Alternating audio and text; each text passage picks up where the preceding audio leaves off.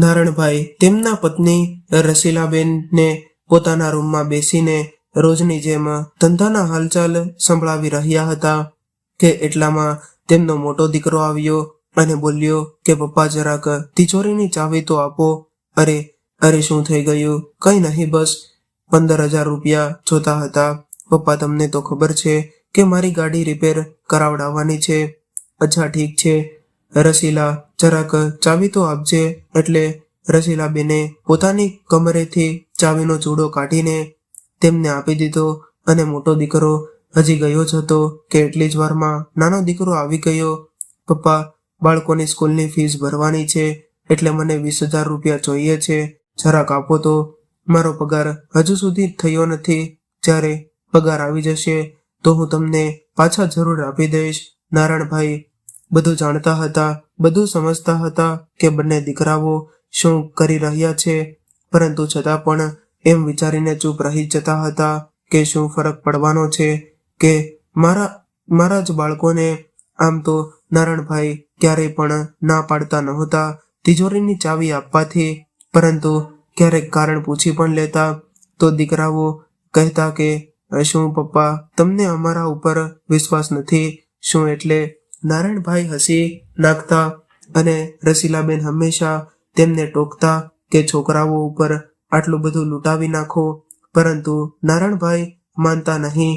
અરે રસીલા, તું તો જાણે છે કે મારા દીકરાઓમાં મારો જીવ છે. એટલે રસીલાબેને કહ્યું, એ બધું તો ઠીક છે, પણ ગડપણ માટે પણ કંઈક. તેમની વાત વચ્ચેથી કાપીને નારાયણભાઈ બોલ્યા, અરે ભાગ્યવાન, ગડપણની ચિંતા તું ન કર. આપણા બંને દીકરાઓ ખૂબ જ સમજદાર છે, ખૂબ જ પ્રેમ કરે છે આપણને. જે સંસ્કાર આપણે આપણા છોકરાઓને આપ્યા છે એના ઉપર મને પૂરો વિશ્વાસ છે કે ક્યારેય પણ કંઈ વાંધો નહીં આવી શકે. આ સાંભળીને રસીલાબેન ચૂપ રહી જતા, પરંતુ મનમાં ક્યાંક ને ક્યાંક વિચાર તો ચાલતો જ રહેતો હતો. વિચારતા, તમને પણ કેટલા ભોળા છો. આજના જમાનામાં પોતાના માટે કંઈક ને કંઈક જરૂર બચાવીને રાખવું જોઈએ. દીકરાઓ તો પોતાના છે, પરંતુ વહુઓ તો પારકા ઘરેથી આવી છે ને, અને આમ પણ આરામથી વધારે. શું અમારી વહુઓને સારી રીતે ઓળખું છું. આ બધો વિચાર કરતા કરતા રસીલાબેને એકીટશે પોતાના પતિને નિહાળી રહ્યા હતા. એટલામાં નારાયણભાઈએ ચપટી વગાડીને તેમની વિચાર શૃંખલાના ક્રમમાં ભંગ કરી નાખ્યો. રસીલાબેન પોતાના વિચારોની દુનિયામાંથી બહાર આવી ગયા. નારાયણભાઈ બોલ્યા, અરે ભાગ્યવાન, ક્યાં ખોવાઈ ગઈ હતી? મારી ચાનો સમય થઈ ગયો છે. આજે મળશે કે પછી તે બનાવી લઉં? નારાયણભાઈએ મસ્તી કરતા કહ્યું. એટલે રસીલાબેન બોલ્યા કે અરે તમે શું કામે ચા બનાવશો? હું ભોલાને અવાજ દઉં છું, તે બનાવી દેશે. રસીલાબેને રસોડાના કામ માટે અને ઘરના બીજા કામ કરવા માટે થઈને એક 17-18 વર્ષનો નોકર રાખ્યો હતો, જેથી વહુઓ ઉપર કામનો વધારે બોજ ન પડે, કેમ કે આ ઉંમરમાં તે પોતે પણ વધારે કામ નહોતા કરી શકતા. રસીલાબેન બોલ્યા, પોતે ચા બનાવવાની વાત કરી રહ્યા છો? ચા બનાવતા આવડે પણ છે? એટલે નારાયણભાઈ હસીને બોલ્યા, મને ચેલેન્જ ના કરતી, ખૂબ જ સરસ ચા બનાવું છું હું. ચલ આજે તને ચા બનાવડાવીને પીવડાવી દઉં. એવું કહેતા નારાયણભાઈ રસોડામાં જઈને ચા બનાવવા લાગ્યા. એટલી જ વારમાં ભોલો જ આવી ગયો. અરે બાપુજી, હું શેના માટે છું? હું ચા બનાવી દઉં. ના ભોલા, આજની ચા હું બનાવીશ અને તને પણ પીવડાવીશ. એવું કહેતા નારાયણભાઈ દેશ ચાલુ કરવા લાગ્યા. આજે પોતાના પત્ની માટે થઈને ગીત પણ ગાવા લાગ્યા. બહાર બંને વહુઓ પોતાનું હસવું મુશ્કેલીથી રોકીને ઊભી હતી. સાંજે રસીલાબેન અને નારાયણભાઈ રોજની જેમ શેર સપાટા કરવા માટે બહાર નીકળ્યા. રસીલાબેન પોતાની જાતને ખૂબ જ ભાગ્યશાળી માની રહ્યા હતા કે તેમને નારાયણભાઈ જેવા સમજદાર માણસ મળ્યા છે. પરંતુ કહેવાય છે ને કે ક્યારેક પોતાના ભાગ્યને પોતાની જ નજર લાગી જાય છે. હજી થોડેક જ દૂર નીકળ્યા હતા કે જોયું કે સામેથી એક તેજ ગતિથી કાર બેકાબુ થઈને તેમની તરફ આવી રહી હતી. કંઈ સમજી શકે તેનાથી પહેલા જ કારે તેને બંનેને ટક્કર મારીને બહાર રીતે ઘાયલ કરી નાખ્યા. જ્યારે ભાનમાં આવ્યા તો રસીલાબેનને પોતાની જાતને હોસ્પિટલના પલંગ ઉપર જોયું તો એક નર્સ તેમને બાટલો ચડાવી રહી હતી.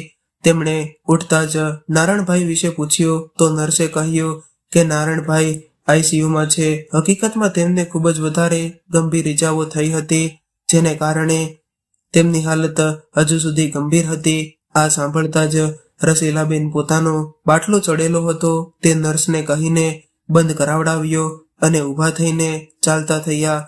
આજે તેમને દવાખાનામાં પણ એટલી હિંમત આવી ગઈ હતી કે કોઈ તેમને રોકી ન શકે. નર્સ અને હોસ્પિટલના અન્ય કર્મચારી તેમને પાછળથી અવાજ દઈ રહ્યા હતા, છતાં પણ રસીલાબેનને જાણે કાનેથી સંભળાતું જ બંધ થઈ ગયું હતું. ફક્ત ને ફક્ત નારણભાઈની પ્રેમભરી વાતો જ તેમના કાનમાં ગુંજી રહી હતી.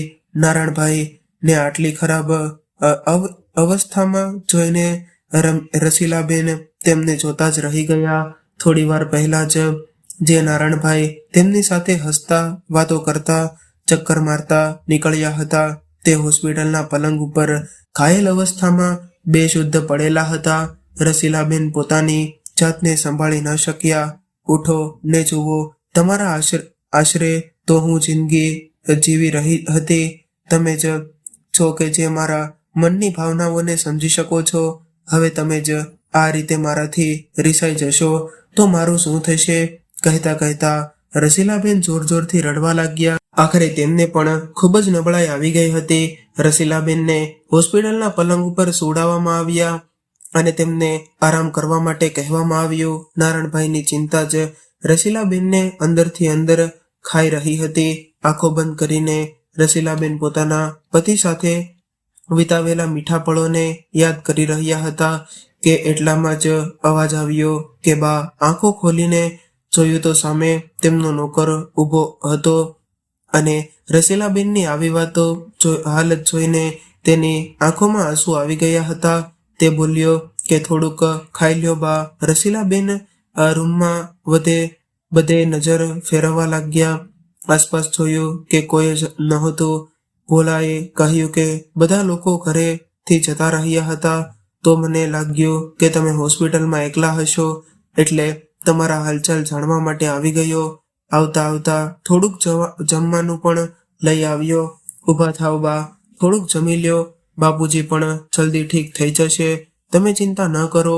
ભોલાનો સ્નેહ જોઈને રસીલાબેનને થોડીક હિંમત મળી. તેમને લાગ્યું કે તેમની સાથે કોઈ તો ઊભું છે આ દુઃખની ઘડીમાં. એટલી વારમાં નર્સ અંદર આવી અને બોલી કે રસીલાબેન, તમારા પતિ ભાનમાં આવી ગયા છે. ભોલો તેમને નારણભાઈ પાસે લઈ ગયો અને નારણભાઈ ભાનમાં તો આવી ગયા હતા, પરંતુ પોતાના હાથ પગ હલાવી શકતા ન હતા.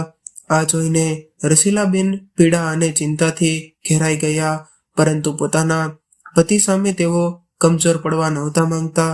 એટલા માટે તરત જ પોતાની પીડા પોતાની આંખોમાં દબાવીને નારણભાઈ તરફ જોઈને સ્માઇલ કરીને બોલ્યા કે ભગવાનનો આભાર છે કે તમે ઠીક છો. આપણે હવે જલ્દી આપણા ઘરે જતા રહીશું. તબિયતમાં થોડો સુધારો થયા બાદ તે બંનેને હોસ્પિટલમાંથી રજા મળી ગઈ અને તે બંને ઘરે તો આવી ગયા હતા, પરંતુ નારણભાઈ હવે વ્હીલચેર ઉપર આવી ગયા હતા. તેઓ હરવા ફરવામાં અસમર્થ હતા. હવે ઘરે આવ્યા પછી તો જાણે રસીલાબેન અને નારણભાઈની જિંદગી જ પલટાઈ ગઈ. જે લોકો ક્યારેક ઘરના મુખિયા હતા, આ ઘરની રોનક હતા, તે બંનેને હવે ઉપેક્ષાની નજરોથી જોવામાં આવતા હતા. છોકરાઓને પોતાના માતા પિતા બોજ લાગવા લાગ્યા હતા. નારણભાઈની દવા અને સેવાનું બધું જ કામ રસીલાબેન જ કરતા હતા. અને એક દિવસ ભોલો કંઈ કામથી બજાર ગયો હતો તો રસીલાબેને પોતાની નાની વહુને કહ્યું કે બેટા, તારા પપ્પા માટે થોડુંક ઓછા મીઠા અને મરચાવાળું ભેળકું તો બનાવી દે. તો વહુએ ફટાફટથી જવાબ આપી દીધો, મમ્મી, અમારે બીજા પણ ઘણા કામ હોય છે અને પાછલા અમુક દિવસોથી જે ઘરની હાલત ચાલી રહી હતી, અમે કીટી પાર્ટીમાં પણ નથી જઈ શક્યા. આ કામ તમે પોતે જ કરી લ્યો તો સારું થશે. એવું કહેતા વહુ તૈયાર થઈને કીટી પાર્ટીમાં જવા જતી રહી.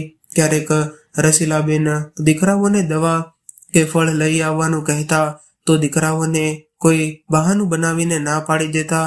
દીકરાઓનો સાથ આપવા માટે થઈને વહુઓ પણ આવી જતી અને મમ્મી ગમે એટલો ખર્ચો કરી લ્યો, હવે પપ્પા તો ઠીક થવાના જ નથી, તો જરા સમજી વિચારીને વાતો કરો ખર્ચાની. મમ્મી વહુની આવી જલી ઘટી વાતોથી રસીલાબેનનું કાળજું ચિતકારી ઉઠતું અને મનમાં ને મનમાં તેઓ પણ જાણતા હતા કે દીકરાઓને આ બધું શીખવાડવા વાળી વહુ છે. વિચારવા લાગ્યા કે આજ દીકરાઓ નાના નાના ખર્ચા માટે પપ્પા પપ્પા કરતા આવી જતા હતા. હવે પપ્પા લાચાર થઈ ગયા છે તો દૂધમાંથી માખીની જેમ નીકાળીને બહાર ફેંકી દેવામાં આવ્યા છે. દીકરાઓ અને વહુઓની વાતો સાંભળીને જ્યારે રસીલાબેન રૂમમાં આવ્યા તો જોયું કે નારાયણભાઈની આંખો આંસુઓથી ભરેલી હતી. નારાયણભાઈ રસીલાબેનને જોઈને બોલ્યા કે મેં મારા બંને દીકરાઓને મારા બે હાથ સમજ્યા હતા, પરંતુ મુસીબતમાં આજ બંને દીકરાઓએ આપણા સંસ્કારને જ લજવી દીધા. પરંતુ રસીલા, તું ચિંતા ન કર, હું બિલકુલ ઠીક છું. અરે તિજોરીની ચાવી ક્યાં ગઈ? અહીં જ તો રાખી હતી. બધી બાજુ નજર ફેરવતા રસીલાબેન બોલ્યા. ભોલો જે બાજુમાં જ ઊભો હતો બધી વાતો સાંભળી રહ્યો હતો. રસીલાબેનને કહેવા લાગ્યો કે સવારે જ તો નાના ભાભી અને મોટા ભાભી રૂમમાં આવ્યા હતા, શું ખબર તેમણે જ લીધી હોય. આ બધું સાંભળતા જ રસીલાબેન ચોંકી ગયા, પરંતુ પોતાની જાતને સંભાળીને વહુ પાસે ગયા. બેટા, ઓલી તિજોરીની ચાવી શું તમારી પાસે છે? રસીલાબેન સહેજ અચકાતા બોલ્યા. વહુઓ તો જાણે ઝઘડો કરવા માટે તૈયાર જ ઊભી હતી. મમ્મી, તમે તો રૂપિયા લૂંટવામાં એવા લાગી ગયા છો જાણે કે રૂપિયા ઝાડ ઉપર ઉગતા હોય. હવે તો તમારા પતિની કમાણી પણ નથી થઈ રહી, એટલા માટે રૂપિયા કઈ રીતે બચાવવાના છે એ અમે સારી રીતે જાણીએ છીએ. એટલે હવે એ ચાવી તમને નહીં મળે. વહુઓનું આવો શરમ વગરનો જવાબ સાંભળીને રસીલાબેન હેરાનીથી તેમને જોતા રહી ગયા. બીજા દિવસે રસીલાબેન જ્યારે સૂઈને ઉઠ્યા તો જોયું કે નારાયણભાઈને સહેજ તાવ હતો. તેમણે જઈને દીકરાઓને કહ્યું કે તમારા પપ્પાને હોસ્પિટલે લઈને જવા છે, તાવ લાગી રહ્યો છે અને રૂટીન ચેકઅપ પણ કરાવવાનું છે, તો ગાડી લઈને હાલો. આટલું સાંભળતા જ નાના દીકરાએ જવાબ આપ્યો કે ગાડીમાં પેટ્રોલ નથી. તમને તો ખબર જ છે કે ઘરમાં રૂપિયાની કેટલી તંગી ચાલી રહી છે. ઉપરથી પપ્પા પણ બધો કામ ધંધો મૂકીને ઘરે બેસી ગયા છે. એટલી વારમાં મોટો દીકરો પણ આવ્યો અને બોલ્યો કે મમ્મી, તમે સમજતા કેમ નથી? અમે લોકો નોકરિયાત છીએ, એટલો સમય નથી હોતો કે અમારી પાસે કે આવા ફાલતુના કામ કરતા રહીએ. ભોલાને રહીને રિક્ષા બોલાવડાવી લ્યો અને જતા રહો પપ્પાને લઈને. રસીલાબેન અપમાનનો ઘૂંટડો પીને ચૂપચાપ ઊભા હતા. એ સમયે કોઈ ન બોલવું તેમણે ઉચિત સમજ્યું. એટલી વારમાં ભોલાએ અવાજ દીધો, આવો બા, હું રિક્ષાવાળાને બોલાવીને લઈ આવ્યો છું. જતા જતા રસીલાબેને ભોલાને કહ્યું, પરંતુ બેટા, મારી પાસે તો રૂપિયા પણ નથી બચ્યા. દવા અને ફળ લેવા માટે થઈને મેં રૂપિયા ઉપાડી લીધા છે. બા, પગારમાંથી થોડાક બચ્યા હતા, આટલા પૂરા થઈ જશે. એવું કહેતા ભોલો નારાયણભાઈની વ્હીલચેર સરકાવીને લઈ ગયો. કહેવા માટે તો ભોલો નોકર હતો, પરંતુ રસીલાબેન અને નારાયણભાઈની સેવા તેમના દીકરાઓથી પણ વધારે કરી રહ્યો હતો. રિક્ષામાં રસીલાબેને ભોલાને કહ્યું કે મુસીબતના સમયમાં જ્યારે પોતાના દીકરાઓએ જ હાથ ખખેરી નાખ્યા ત્યારે તે પોતાના દીકરા કરતાં પણ વધારે ધ્યાન રાખ્યું છે. તો ભોલાએ કહ્યું કે બા, નાનપણમાં જ મારા મા બાપ ગુજરી ગયા હતા. મારા દાદીએ જ મને એકલા હાથે મોટો કર્યો અને હવે એ પણ જતા રહ્યા છે. મને તો તમારા બંનેમાં જ મારા માતા પિતાની પડછાઈ નજર આવે છે. એવું કહેતા ભોલાની આંખોમાં આંસુ આવી ગયા. હોસ્પિટલમાં ડોક્ટરે નારાયણભાઈ માટે એક ખાસ ડાયટ પ્લાન અને કસરત બનાવી. ભોલાએ બધું જ બરાબર સમજી લીધું. પાછા ઘરે આવતી વખતે રસ્તામાં રિક્ષા ઉપર ઊભી રખવી અને ભોલાએ દવાઓ, ફળ અને જરૂરી સામાન લઈ લીધો. ભોલાએ તેમના ખાવા પીવાનું ખાસ ધ્યાન રાખ્યું અને થોડાક જ દિવસોમાં નારાયણભાઈ પણ ઠીક થઈ જવા લાગ્યા. જ્યારે તબિયત થોડીક બરાબર થઈ તો એક દિવસ તેમણે પોતાના બંને દીકરાઓને હોલમાં બોલાવ્યા. શું પપ્પા, તમને તો કંઈ કામ ધંધો છે કે નહીં, અને તમે આખો દિવસ અમને પણ હેરાન કરે રાખો છો? બંને દીકરાઓ રાડ પાડતા પોતપોતાના રૂમમાંથી બહાર આવ્યા અને સામે જોયું તો ચોંકી ગયા. સામે સોફા ઉપર નારણભાઈ અને રસીલાબેનની સાથે બે અજાણ્યા માણસો બેઠા હતા અને નારણભાઈના ચહેરા ઉપર ગજબનો આત્મવિશ્વાસ દેખાઈ રહ્યો હતો. તમને લોકોને કદાચ ખબર નહીં હોય કે આજે તમારી મમ્મીનો જન્મદિવસ છે. એ જ અવસર ઉપર આ બધી વ્યવસ્થા કરી છે. આજે અમે એવું કહેતા નારાયણભાઈએ રસીલાબેનની સાથે કેક કાપી અને રસીલાબેનને એક ગિફ્ટનું પેકેટ ઉપાડીને આપતા તેઓ બોલ્યા કે આ લ્યો શ્રીમતીજી, તમારા માટે મારી પસંદ કરેલી મોંઘી એવી સિલ્કની સાડી લાવ્યો છું. આ સાંભળીને બંને વહુના મોઢા ખુલ્લાના ખુલ્લા રહી ગયા. શું થયું? હેરાન થઈ ગયા કે આ લાચાર નકામા કરડા બાપ પાસે આટલા રૂપિયા ક્યાંથી આવી ગયા? ચલો આજે તમને લોકોને પણ સરપ્રાઈઝ આપી જ દઉં. નારણભાઈએ પોતાની પાસે બેઠેલા બંને વ્યક્તિઓનો પરિચય આપ્યો. અને આ મારા વકીલ મિત્ર છે દામોદરભાઈ, જેમને મેં મિલકતનો ભાગ પાડવા માટે થઈને બોલાવ્યા છે. અને આ છે દિનેશભાઈ, જેમને મેં આ મકાનને 1 કરોડ ને 20 લાખ રૂપિયામાં વેચી નાખ્યું છે. એટલું કહેવાની જ વાર હતી કે બંને દીકરાઓ અને વહુઓના માથા ઉપર તો જાણે આભ તૂટી પડ્યું. પરંતુ પપ્પા, તમે અમારી રજામંદી વગર આવું કઈ રીતે કરી શકો? મારી વાત હજી ખતમ નથી થઈ, નારણભાઈએ કડકડતા અવાજમાં કહ્યું. અને કોઈનામાં પણ હિંમત નહોતી રહી આજે તેમને રોકવાની. નારણભાઈએ વકીલ સાહેબને વસિયતનામું વાંચીને સંભળાવવા માટે કહ્યું. તેમાં લખ્યું હતું, હું મારી દુકાનમાંથી પોતાના બંને દીકરાઓ અને વહુઓને બેદખલ કરું છું. એના ઉપર આજથી ભોલાનો હક થશે. તે જ હવે મારો કામ ધંધો સંભાળશે. આ મકાનને વેચીને જે પણ રૂપિયા આવશે તેનો અડધો ભાગ હું મારા પુત્ર અને પુત્રીના નામ પર બેંકમાં જમા કરાવી દઈશ, જે તેમની પુખ્યાવસ્થામાં આવ્યા બાદ તેમને મળી જશે. અને બાકીની અડધી રકમમાંથી હું એક નાનકડું એવું મકાન ખરીદી રહ્યો છું, જેમાં હું, મારી પત્ની અને ભોલો અમે 3 જણા રહીશું. મારા પુત્ર અને પુત્રી માટે થઈને મારા ઘરના દરવાજા હંમેશા ખુલ્લા રહેશે.